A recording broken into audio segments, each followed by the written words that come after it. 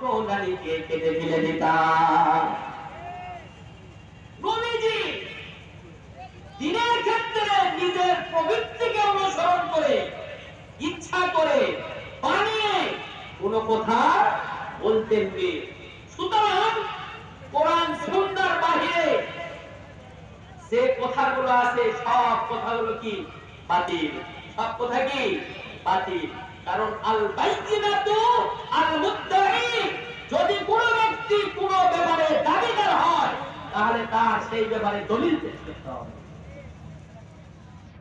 আগেকার যুগের কথা ছিল যে দখলদার জমি তার, আর এখন নতুন স্লোগান হলো দলিল যার জমিদার, ঠিক না? এই জন্য দিনের ব্যাপারে কথা বলতে হবে দলিল ভিত্তিক, দলিলের বাহিরে কোনো কথা বলার কোনো সুযোগ নেই। কিন্তু আমাদের দেশে সমস্যা হলো আমরা হুজুর দিয়ে ইসলাম মাপি, কিন্তু ইসলাম দিয়ে হুজুরকে মাপি না।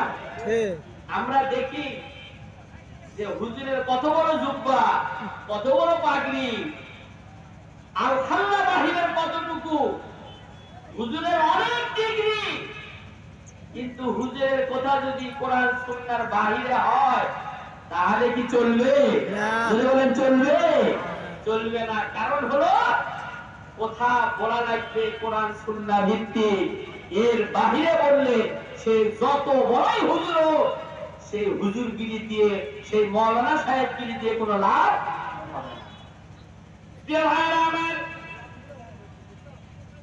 এই জন্য নবী সাল্লাল্লাহু আলাইহি সাল্লাম বলেন মান ক্বালা বিহি সাদাকা, যে ব্যক্তি কোরআন দিয়ে কথা বলবে সে যেন সত্য কথা বলল। কোরআনের কথা সবচাইতে বড় সত্য কথা, এর মধ্যে কোনো মিথ্যা কথা নাই। কোরআনের মধ্যে সব আছে, কিন্তু একটা জিনিস কোরআনে নাই, তার নাম কি? বলেন মিথ্যা। কোরআনের মধ্যে সব আছে, কিন্তু একটা জিনিস কোরআনের মধ্যে নাই, তার নাম হলো মিথ্যা কথা। কোন মিথ্যা কথা কোরআনে নাই। মিথ্যা অপবাদ নিয়ে জেলখানায় বন্দী ছিল, এখনো আছে, ঠিক কিনা বলে? জাতিকে তারা মিথ্যার তহমত দিয়ে অবিচার তারা করেছে। আগামী দিনে এই জাতিকে ন্যায় বিচারে জাতি দেখতে চায়, জাতিকে দিতে চায়, তাহলে ন্যায় বিচার হতে হবে কি দিয়া? কোরআন দিয়া। হতে হবে কি দিয়া? কোরআন দিয়ে। কোরআনের উপরে আর কোন সঠিক ন্যায় বিচার নাই। আগামী দিনে এই দেশে কোরআন রাষ্ট্রীয় ক্ষমতায় যায়, কোরআন সুন্নাহর বিচার দিয়ে, কোরআন সুন্নাহর বিধিবিধান দিয়ে এই দেশে রাষ্ট্রীয় বিচার ফায়সালা হোক, এটা কি আপনারা চান? কারা কারা চান একটু হাত তুলে দেখাবেন তো দেখি। লিল্লাহি তাকবীর, লিল্লাহি তাকবীর। ছিল থাকতে ক্ষমতায় ওরা মেরে, চেয়েছিল থাকতে ক্ষমতায় থাকিতে পারে নাই, আলেমরা পালাই না তো জালেম পালায়, আলেমরা পালাই না তো জালেম পালায়। আমার দেশের জনগণ 5ই আগস্ট হয়ে গেল জালিমের পতন, ঠিক না?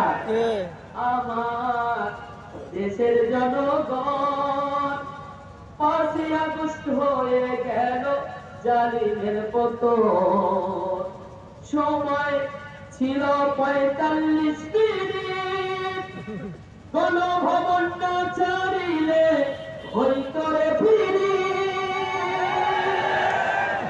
সময় ছিল 45 মিনিট, গণভবন না ছাড়িলে হইতরে ফিরি। ইঁদুরের গর্ত নাই, পালাবি কোথায়? গণভবনের গর্ত নাই,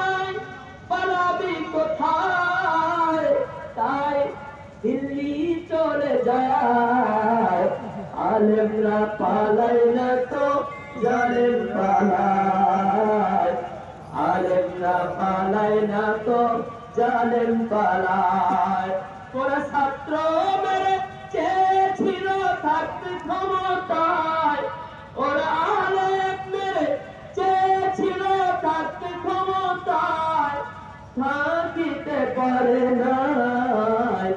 আলেমরা পালায় না তো জালেম পালায়, আলেমরা পালায় না তো জালেম পালায়।